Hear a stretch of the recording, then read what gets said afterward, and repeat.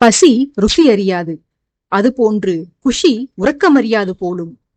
மனது ஆனந்தத்தில் லைத்திருக்கும் போதும், நம் மனம் விரும்பும் நபர்களுக்காக விடியலை எதிர்நோக்கி காத்திருக்கும் போதும், மனதிற்கு நெருக்கமான அவர்கள் வந்து சேர்ந்து விட்டால் வானில் வெள்ளி முளைப்பது கூட தெரியாமல் விடிய விடிய கதை பேசி கழித்திருக்கும் போதும் தூக்கம் தொலைதூரம் ஓடிச் செல்வது வாடிக்கைதான்.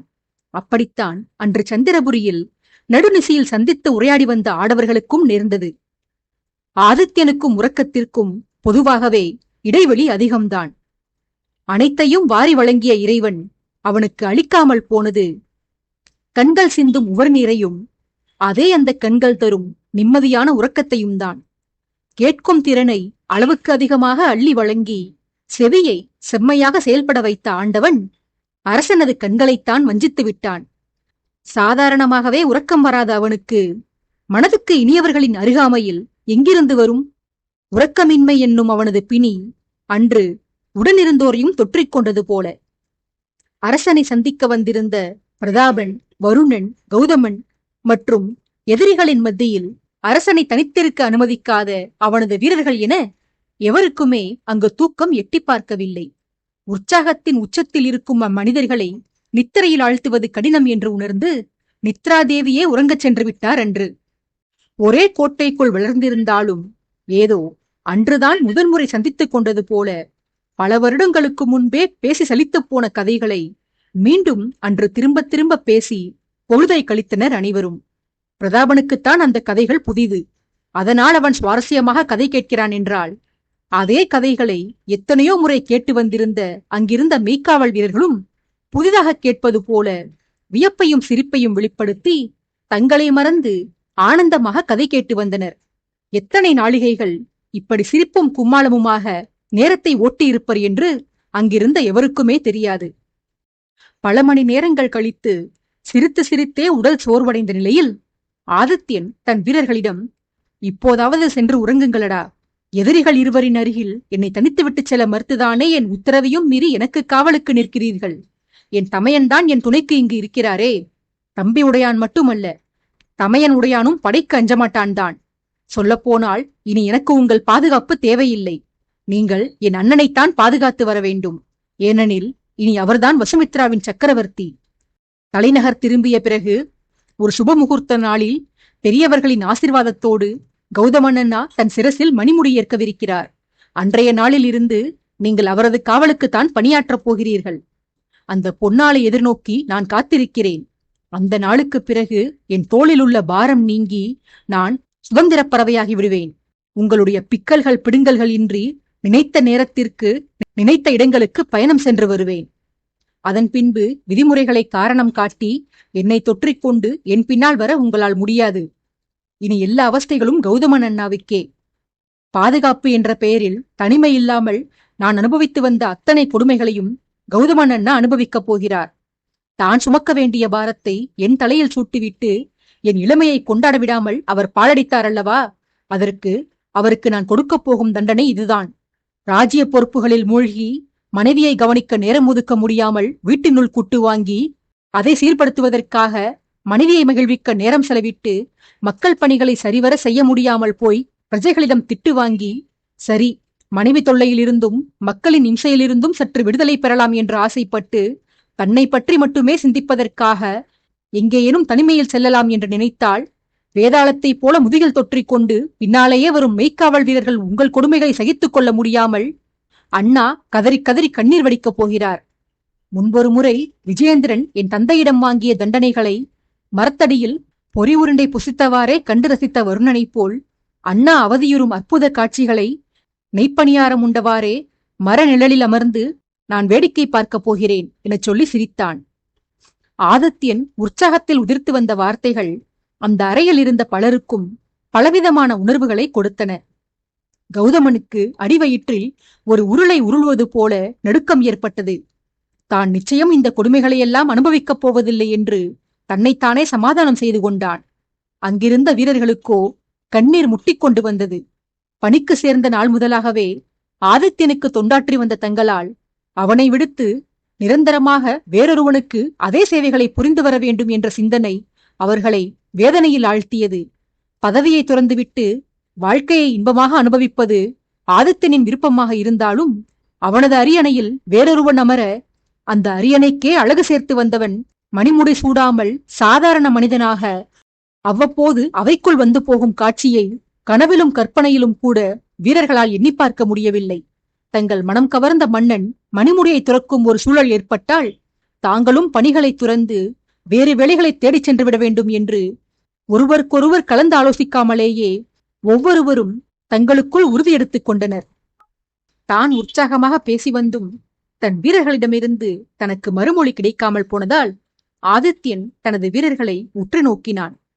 இருட்டில் சுவர் ஓரமாக நின்று கொண்டிருந்த அம்மனிதர்களை பார்ப்பது சிரமமாக இருக்கவே கண்களை கூராக்கிக் கொண்டு ஒவ்வொருவரையும் பார்வையால் அளவிட்டான்.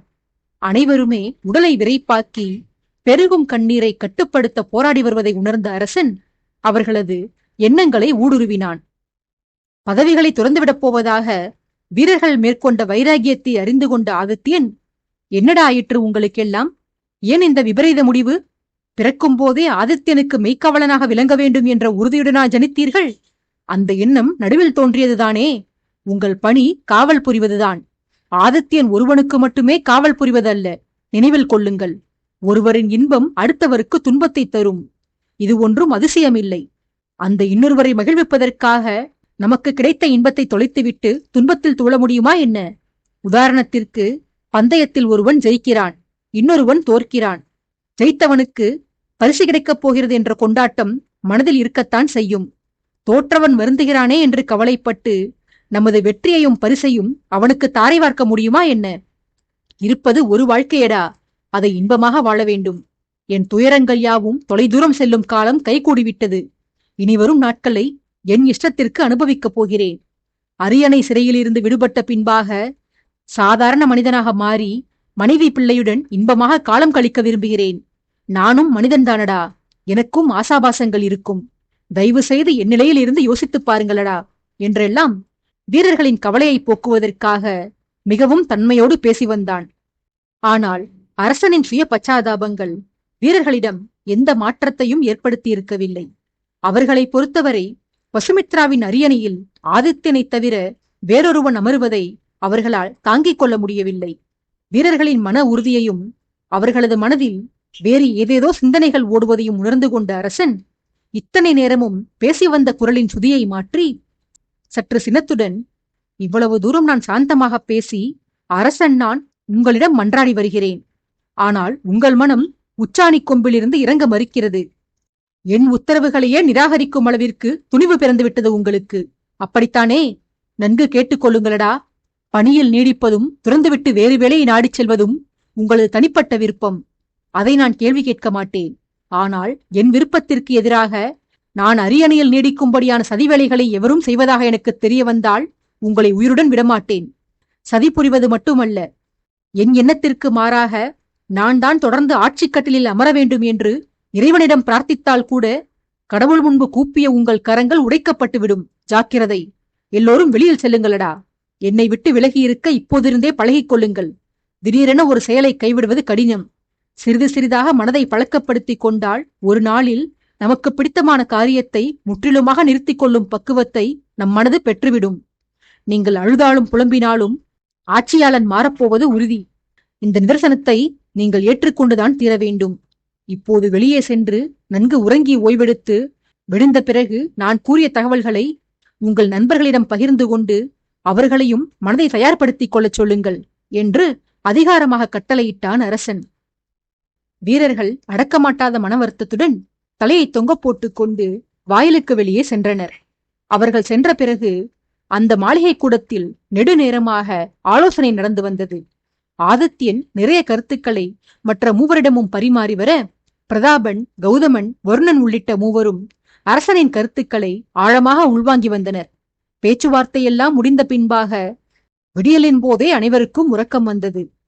தூக்கம் கண்களை அழுத்த அதை தாக்குப்பிடித்து தங்களுக்கு ஒதுக்கப்பட்ட மாளிகைக்கு சென்று சேர முடியாதென பிரதாபன், வருணன் இருவரும் அதே மாளிகையின் கூடத்தில் இருந்த சாய்விருக்கையிலேயே படுத்து உறங்கிவிட்டனர்.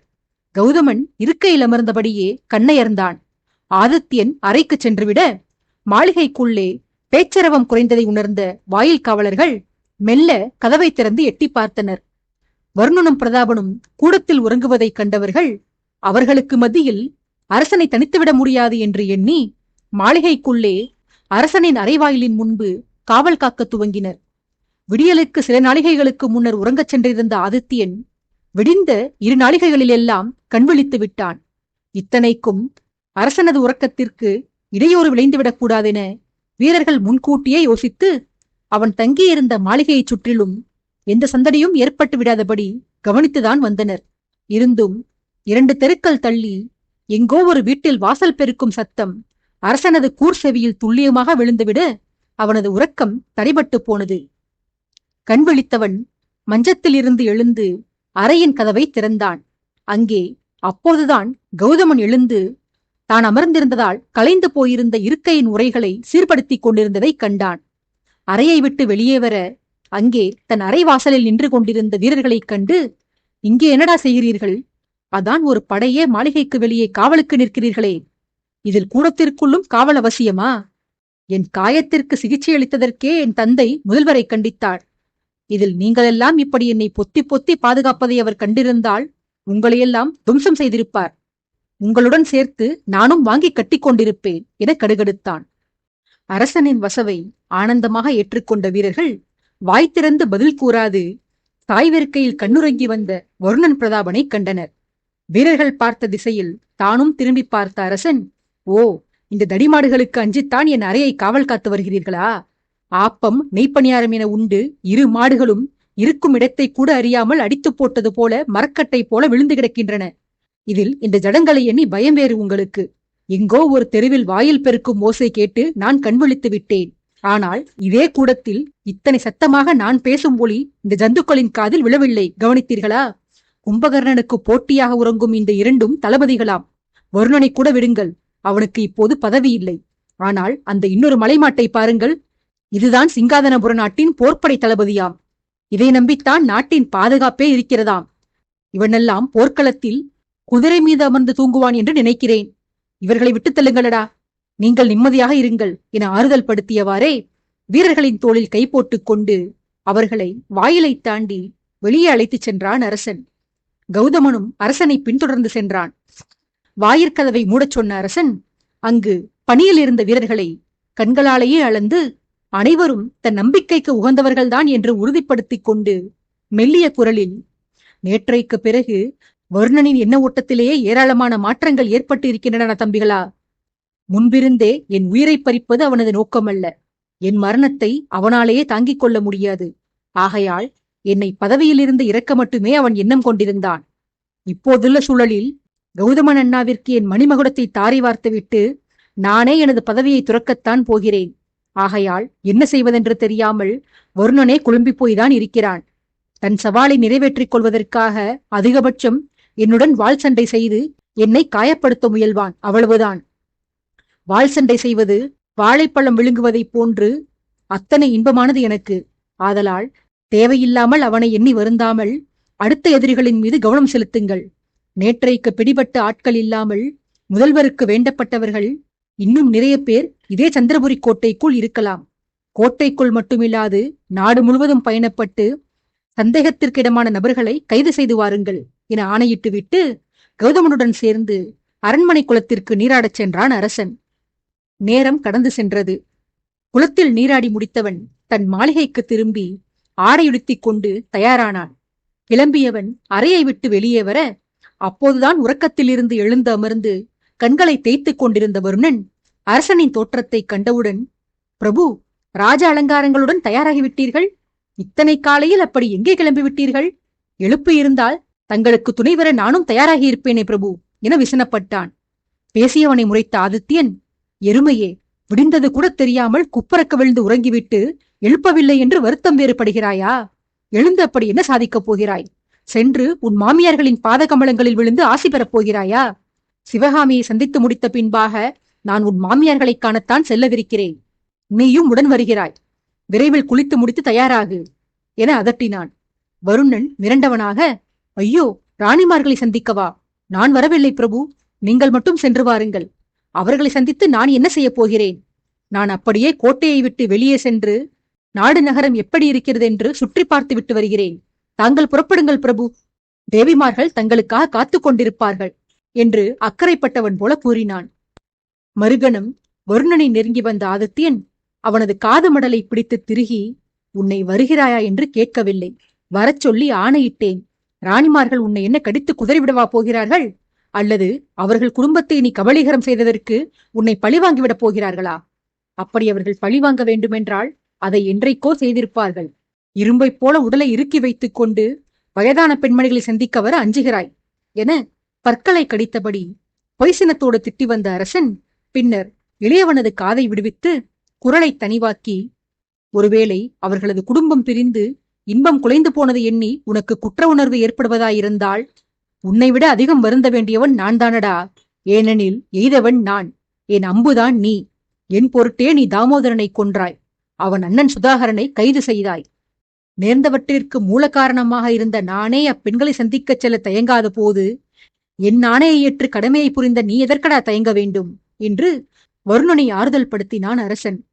முன்பே பேச்சொலி கேட்டு கண்விழித்திருந்த பிரதாபன் இருவரது உரையாடல்களையும் அமைதியாக மஞ்சத்தில் அமர்ந்தபடி செவிமடுத்து வந்தான். தயக்கம் பற்றி அரசன் குறிப்பிட்ட அடுத்த கணம் தனது பவ்யமான உடல் மொழியை மாற்றிய வருணன் குரலை இலக்காரமாக்கி, ஐயோ பிரபு, நான் ஏன் பெண்களை சந்திக்க தயங்கப் போகிறேன்? அல்லது நான் ஏன் குற்ற உணர்ச்சிக்கு ஆளாகப் போகிறேன்? நான் போர் வீரன், மெய்க்காவலனும் கூட. கொலை செய்வதும் கைது செய்வதும் என்னுடைய தர்மம். அரசரை காப்பாற்ற மெய்க்காவலன் ஒருவன் எந்த எல்லைக்கு வேண்டுமானாலும் செல்லலாம், யாரை வேண்டுமானாலும் மாய்க்கலாம். அது தொன்று தொட்டு இருந்து வரும் வாடிக்கைதான். தாமோதரனை என்ன, சமாதியில் புதைக்கப்பட்ட அவனது தாத்தனையும் கூட மறுபடியும் எழுப்பி கொலை செய்வேன். எதிரிகளை அழித்து வீழ்த்தும் போது எனக்குள் தோன்றுமே ஒரு கர்வம். அந்த உணர்வுக்கு ஈடு இணை இந்த உலகில் வேறெதுவும் இல்லை பிரபு. உண்மையில் ராணிமார்களை பார்க்க எனக்கு தயக்கமில்லை, அச்சம்தான் என புதிர் போட்டான் வருணன். வருணன் வார்த்தைகளை முடிப்பதற்குள் பிரதாபன் இடையிட்டு, அச்சமா? உனக்கா? உனக்கு அச்சமெல்லாம் கூட உண்டாகுமா வருணா? அதுவும் அந்த வயதான பெண்மணிகளிலும் உனக்கென்ன அச்சம்? விரைந்து கூறடா என ஆவலை அடக்க மாட்டாமல் அவசரப்பட்டான். பேசியவனை கோபமாக திரும்பி பார்த்த ஆதித்யன், உன் தந்தையின் பேர் என்ன? கேள்வியாடா? கேள்விக்கு பிறந்தவன் போல இத்தனை கேள்விகளை தொடுக்கிறாய். இதில் விரைந்து கூறி என்று அவசரம் வேறு. அவன் தொடர்ந்து கூறிக்கொண்டுதானே இருந்தான். நீதானே அவன் பேச்சை தடை செய்தாய். உன் தம்பி என்ன வீராதி வீரனோ? இவனுக்கு அச்சம் தோன்றுகிறது என்றால் உனக்கு ஏன் அத்தனை அதிர்ச்சி உண்டாகிறது? கண்ணியர்களிடம் சென்று சண்டை பற்றியும் என்னை பற்றியும் இல்லாமல் அரை நாளிகை பொதுவான விஷயங்களை பேசச் சொல் பார்க்கலாம். அப்போது தெரியும் இந்த வீரனின் லட்சணம். காதலியிடம் கூட காதல் வசனங்கள் பேச அஞ்சியவன் இவன். காதல் முறிந்த பின்பு இவனை எதிர்கொள்ள வாகினி தயங்காத போதும் அவளை எங்காவது கண்டாலே இவனுக்கு உதறல் ஏற்படும். பாதி உடலை என் பின்னால் மறைத்துக் கொண்டு குனிந்த தலை நிமிராமல் நிற்பான். அவளோ இவனை பொருட்படுத்தவே மாட்டாள். 6 அடிக்கும் மேல் வளர்ந்து நிற்கும் இத்தனை பெரிய உருவம் அவள் கண்களிலேயே படாதது போல இவனை ஏறெடுத்தும் பார்க்காமல் சொல்ல வந்த விஷயத்தை என்னிடம் தெரிவித்துவிட்டு நகர்ந்து சென்று விடுவாள். அவள் கடந்து சென்ற பின்பே இந்த வீரன் நிம்மதியாக மூச்சு விடுவான். அப்படி ஒரு வீரத் திருமகன் இவன் என வருணனை கேலி செய்து வந்தான். பழிச்சொல்லுக்கு ஆளானவனோ ரோஷம் வரப்பெற்று வீராவேசமாக, அதெல்லாம் முன்பொரு காலத்தில் பிரபு, இப்போது அவள்தான் என் எதிரில் வர அஞ்சுகிறாள். என்னை கண்டால் ஓடி ஒளிந்து கொள்கிறாள் என்று தற்காப்புவாதம் செய்தான். ஆதித்யன் எரிச்சலுடன், சி, நிறுத்தடா உன் தற்பெருமையை. சமீபத்தில் தானே கண்டேன் உன் வாயில் அவள் குறுங்கத்தியை செருகியிருந்ததை. அதுவும் சாதாரணமாகவா? கட்டிக்கொள்ளப் போகும் பெண் முன்பு கைகள் கட்டப்பட்டபடி மண்டியிட்டு நீ காட்சி கொடுத்த நிலையை எவரேனும் கண்டிருந்தால் அப்போது தெரிந்திருக்கும் நீ எத்தனை பெரிய வீரன் என்று. கன்னிகையின் மனதை கவர்வதற்கு அவனவனும் காலை அடக்குவான், மல்யுத்தம் செய்வான், இளவட்டக்கல்லை தூக்குவான். நீயானால் காதலியின் முன்பு மண்டியிடுகிறாய். இதில் பெருமை பேச்சு வேறு என்று கடிந்து கொண்டான். அரசன் இவ்வாறு திட்டிக் கொண்டிருக்க அடுத்த கணம் பிரதாபன் இடையிட்டு ஆதித்யனை நோக்கி, உனக்கு வருணன் தேவலாமடா. கன்னிகையை கைப்பிடிக்க அவளுடைய தந்தையை மாய்த்தது போல் நாடகமாடி பெண்ணவளை கையை பிடித்து இழுத்து வந்து பலவந்தமாக அறைக்குள் அடைத்து வைத்து காதலை வளர்ப்பதற்கு மனம் கவர்ந்தவளின் முன்பு மண்டியிடுவது கௌரவ குறைச்சல் அல்லடா என ஆதித்யனை வாரினான். நண்பனின் பேச்சில் நியாயம் இருப்பதை உணர்ந்த அரசன் மேற்கொண்டு வாதத்தை வளர்க்க விரும்பாமல், சரி விடுங்கள், பழங்கதையை பற்றி பேசி ஏன் நேரத்தை விரயமாக்க வேண்டும்? நடக்கவிருப்பதை பற்றி பேசுவோம். ராணிகளை சந்திப்பதில் உனக்கு என்னடா பிரச்சனை? நீ எனது மெய்க்காவலனாக மட்டும் இருந்தால் அவர்களை நான் காண செல்லும் போது நீ வரவேண்டிய அவசியமில்லை. ஆனால் நீ அவர்கள் வீட்டு மாப்பிள்ளை. உன் மனைவி மாண்டு போனாலும் அவர்களுடன் உனக்கு இருக்கும் பந்தம் மரித்து போகாது. சந்திரபுரி வந்தும் அவர்களது மாளிகைக்கு பக்கத்திலேயே இருந்தும் நேரில் சென்று ராணிமார்களை தரிசிக்க மறுப்பது பெரிய தவறடா. வைசாலி புரிந்த குற்றங்களுக்கு அவளது அன்னைமார்களை அவமதிக்காதே என அறிவுரை கூறினான் அரசன். வருணன் மறுப்பாக தலையசைத்து, இல்லை பிரபு, நான் சந்திக்க தயங்குவது வேறொரு காரணத்திற்காகத்தான். அந்த காரணம் என் மகன்தான் என வருணன் கூற, அவன் கூற வரும் பொருள் புரியாமல், உதயனா, அவனுக்கும் நீ பெண்களை சந்திக்க மறுப்பதற்கும் என்னடா சம்பந்தம்? அவனை ஏன் இதில் இழுக்கிறாய்? உன் சோம்பேறித்தனத்திற்கு உதயன் பெயரை பயன்படுத்துகிறாயா என சாடினான் ஆதித்யன். வருணன் மறுபடியும் மறுத்து, இல்லை பிரபு, உண்மையில் உதயன்தான் என் தயக்கத்திற்கு காரணம். சந்திரபுரி வம்சத்தினரின் அடுத்த வாரிசு உதயன்தான். இளவரசி பவித்ரா எப்படியும் திருமணமாகி வேறொரு தேசத்திற்கு செல்ல வேண்டியவள். ஆதலால் இவர்களது குடும்பத்திற்கு இப்போதைக்கு இருக்கும் ஒரே ஆண் வாரிசு என் மகன்தான்.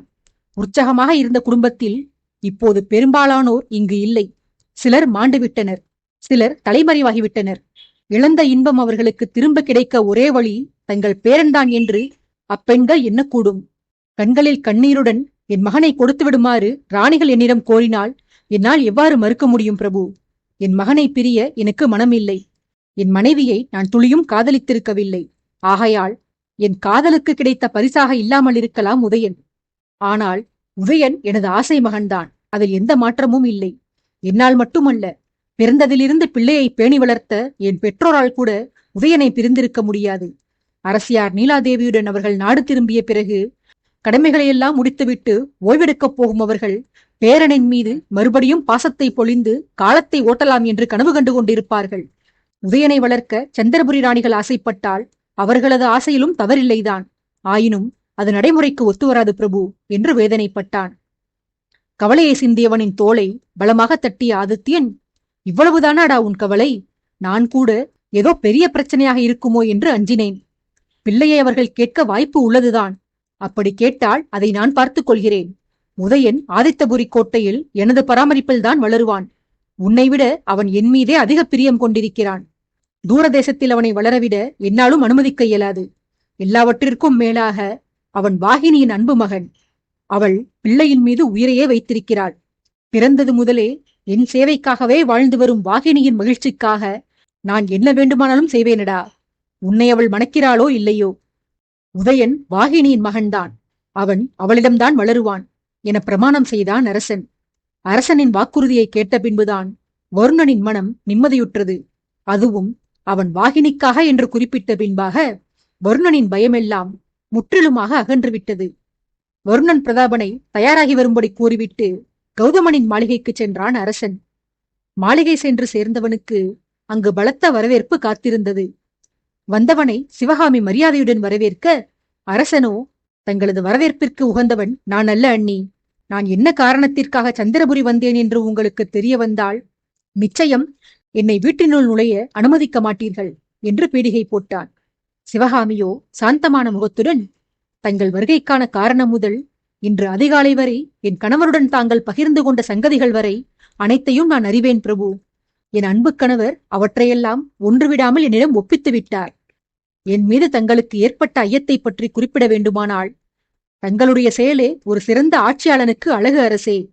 யுகம் யுகமாக போற்றப்படும் ராமராஜ்யத்திற்கான பெருமையே அந்த அயோத்தியா ராஜ்யத்தை ஆண்டு வந்த அரசனின் அர்ப்பணிப்பு உணர்வினால் ஏற்பட்டதுதான். சீதையை அன்று ராமன் தீக்குளிக்கச் சொன்னது பிரபு தன் மனைவி மீது சந்தேகப்பட்டதனால் அல்ல, பிரஜைகளின் ஐயத்தை போக்க வேண்டும், அதே சமயம் மனைவியின் மாண்பை மக்களிடம் பறைசாற்ற வேண்டும் என்பதற்காகத்தான்.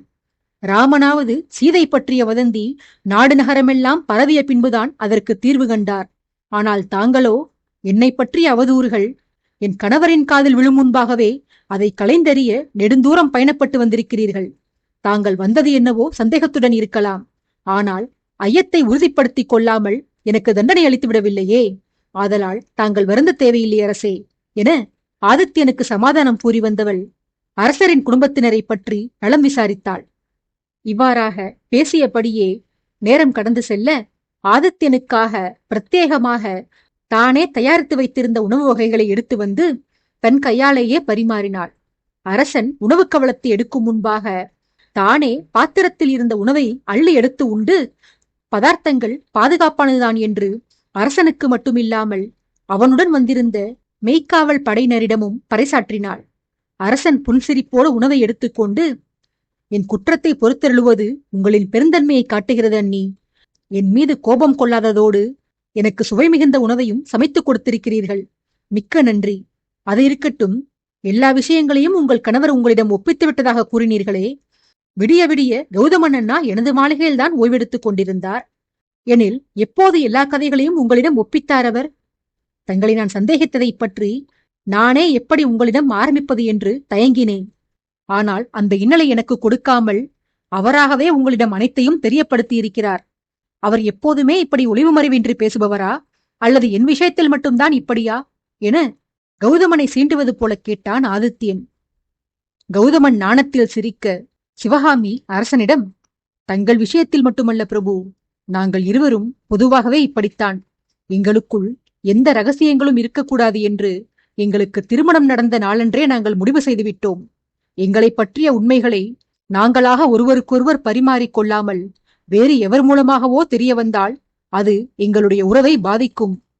ஒருமுறை ஏற்படும் ஏமாற்றம் வாழ்க்கை தோறும் சந்தேகமாக தொடரும். இவர் வேறு உண்மையை எதுவும் நம்மிடமிருந்து மறைக்கிறாரோ என்று நம்மை என்ன செய்யும்?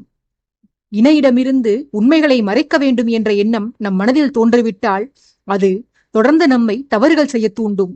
விவகாரங்களை ஒளித்து மறைக்க கூடாதென்று நம் மனதை நாமே பழக்கப்படுத்திக் கொண்டால் மறந்தும் தவறான பாதையில் நாம் செல்ல மாட்டோம்.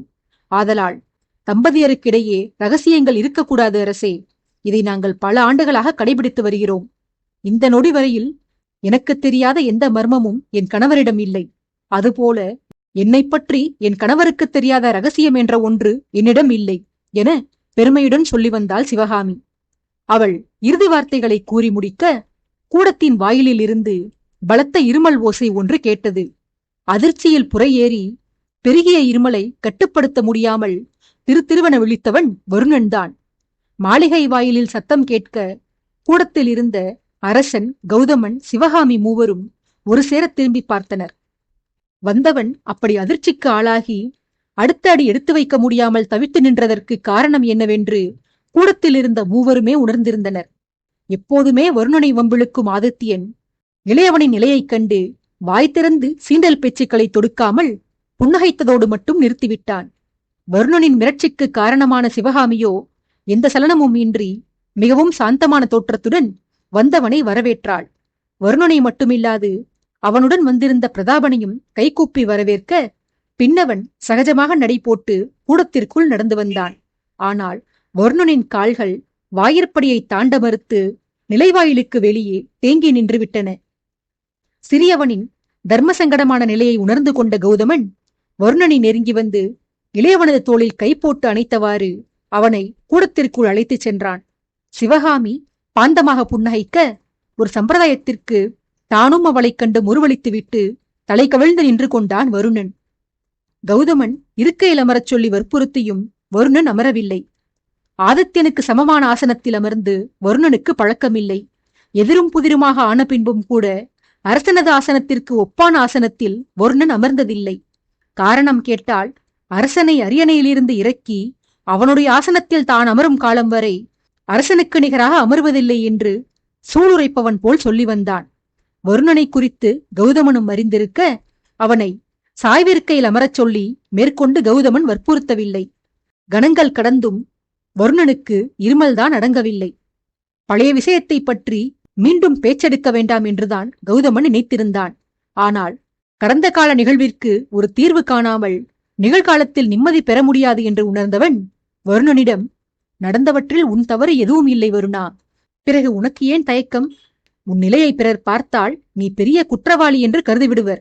இயல்பாக இரடா என்று தேற்றினான். கௌதமனை தொடர்ந்து பிரதாபனும், அதானே, நீ எதற்கடா மருகுகிறாய்? தவறு செய்தவனே சிரித்தபடி உயரமாக அமர்ந்திருக்கிறான். இளவரசன் என்ற பொறுப்பு சிறிதும் இல்லாமல் உன்னை வம்பிழுக்க ஒரு கன்னிப்பெண்ணை பயன்படுத்தியிருக்கிறான். இப்போதும் பார், கௌதமனுக்கு விஷயம் தெரியும் என்று அறிந்த பின்பும் கூட ஆதித்யன் வதனத்தில் எந்த சலனமும் இல்லை பார். உன் அரசனுடன் ஒப்பிடும்போது நீ பல மடங்கு உத்தமன் வருணா. நீ மட்டுமில்லை, உன் ராஜ்யத்தில் உள்ள ஆடவர் அனைவருமே உன் அரசனை விட அதி உத்தமர்கள்தான்.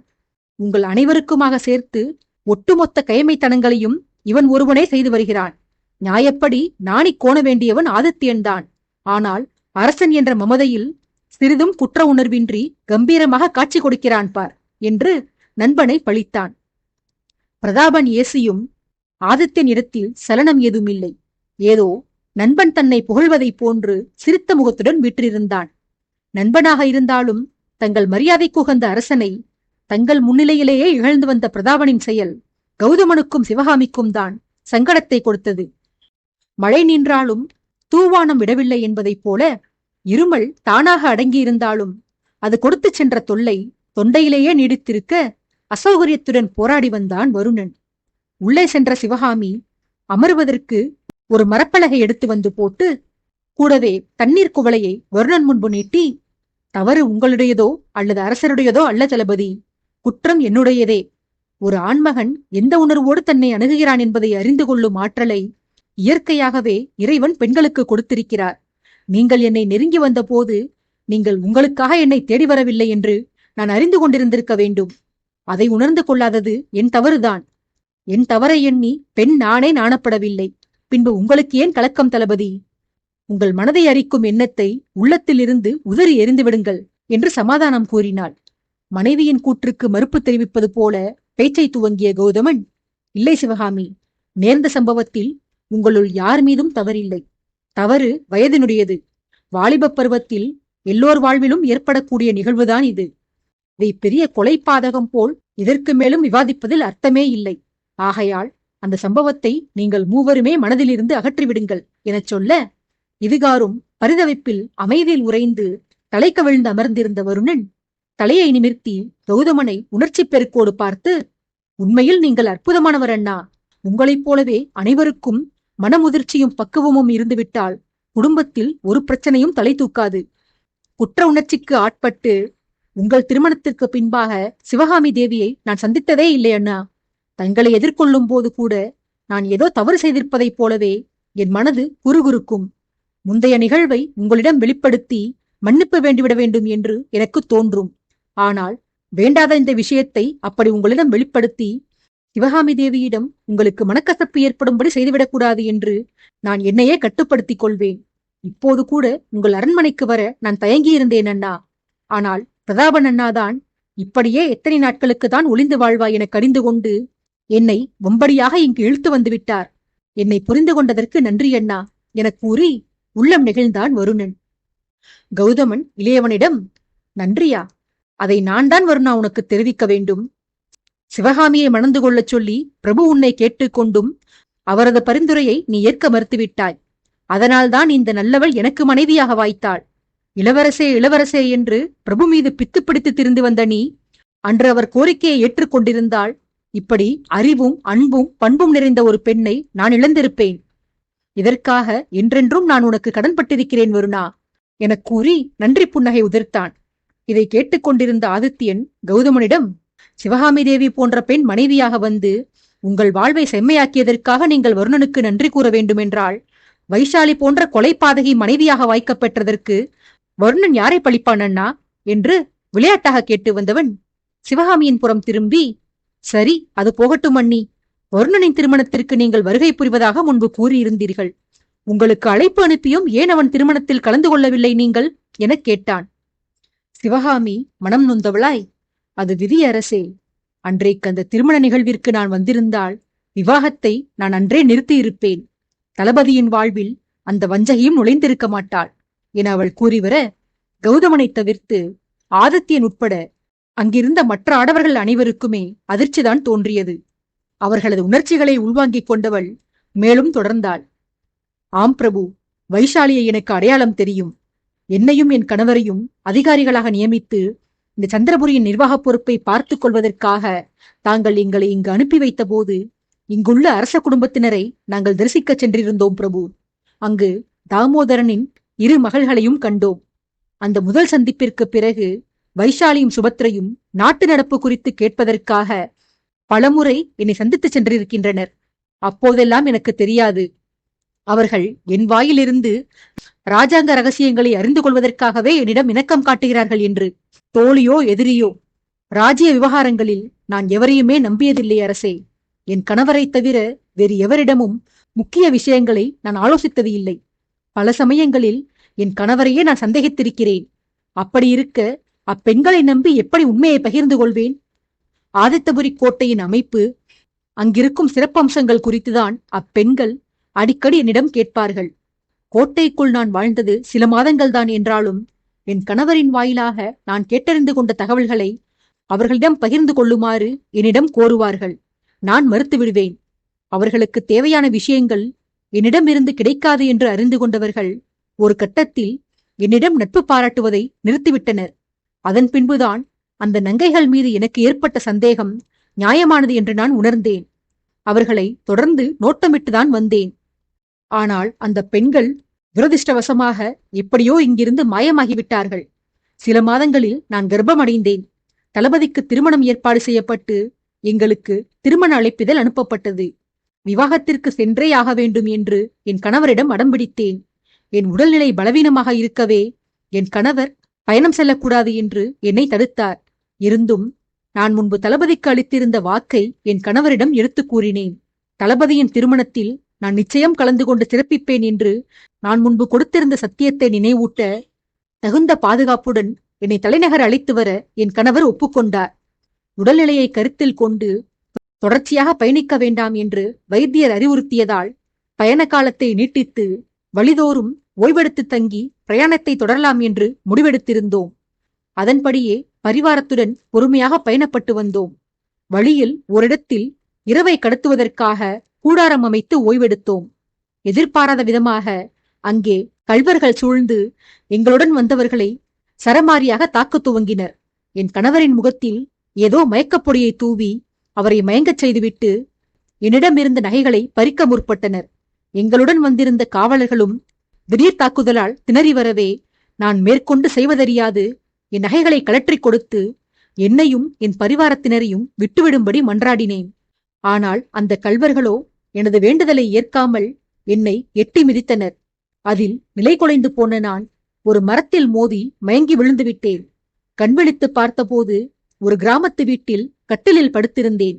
என் கணவர் எனக்கு அருகில் அமர்ந்தபடி கண்ணீர் வடித்துக் கொண்டிருந்தார்.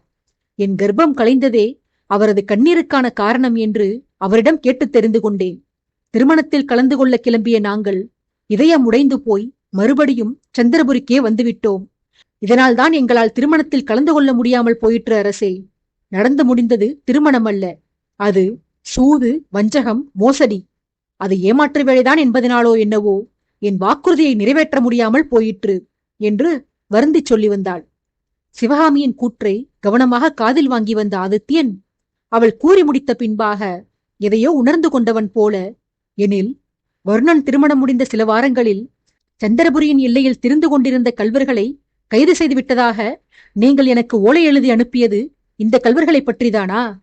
கள்வர்களை பற்றி குறிப்பிட்ட நீங்கள் அவர்கள் புரிந்த அட்டூழியத்தை மறைத்து விட்டீர்கள் என்று மனம் நொந்து கூற, கௌதமன் அரசனுக்கு தன் கருத்தை எடுத்து கூற முற்பட்டான். பேச வந்தவனை தடுத்த அரசன், உங்களை குறை கூறவில்லை அண்ணா. கரு கலைந்ததை பற்றி தெரிவித்தால் என் மனம் சங்கடப்படும் என்பதனால்தான் உண்மையை நீங்கள் மறைத்திருப்பீர்கள். ஆனால் இப்போது அந்த சம்பவத்தை நினைக்கும் போது அன்று நடந்ததில் மர்மம் இருப்பதாக தோன்றவில்லை உங்களுக்கு? திருடும் தாக்குதலும் எதேச்சையாக நிகழ்ந்த சம்பவங்கள் அல்ல. நீங்கள் யாரென்று நன்கு அறிந்தே அந்த கொடூரம் ஒன்று நிகழ்த்தப்பட்டிருக்கிறது. உங்கள் மனைவியை உங்களிடமிருந்து பிரித்து உங்களுக்கு ராஜவம்சத்து பெண்ணை மனம் செய்து வைக்க வேண்டும் என்று முயற்சித்து வந்த உங்கள் பாசமிகு தந்தைதான் இந்த காரியத்தையும் செய்திருக்க வேண்டும். அன்றைக்கு அப்படி ஒரு கொடூரத்தை நிகழ்த்துவதால் அவர்களுக்கு இருவிதமான நன்மைகள் ஏற்பட்டிருந்திருக்கும். ஒன்று, உங்கள் பிள்ளையை கருவிலேயே அழித்தொழித்தது. பிள்ளை பிறந்துவிட்டால் பாசம் பந்தம் என்று மனைவியை பிரிந்திருக்க உங்கள் மனம் ஒப்புக்கொள்ளாது. ஆகையால் உங்கள் மனைவியுடனான மொத்த பந்தத்தையும் முறித்துவிட வேண்டும் என்பதற்காகவே அந்த கொலைபாதகன் குழந்தையை பிறக்கும் முன்பே மாய்த்திருக்கிறான். அவனுக்கு அன்று நேர்ந்த அடுத்த நன்மை உங்கள் பயணத்தை தடுத்ததால் ஏற்பட்ட பலன்தான்.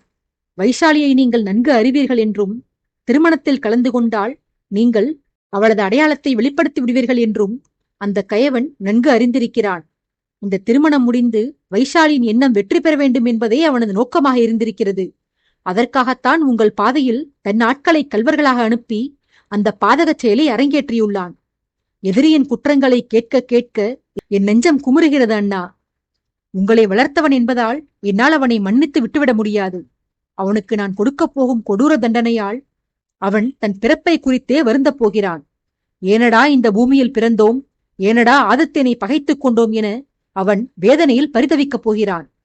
அந்த கொடியவனால் என்னவர்கள் அடைந்து வந்த மனக்காயத்திற்கும் உடல் காயத்திற்கும் மொத்தமாக மருந்திடப் போகிறேன் என்று ரத்தம் துடிக்க சூளுரைத்தான் ஆதித்யன்.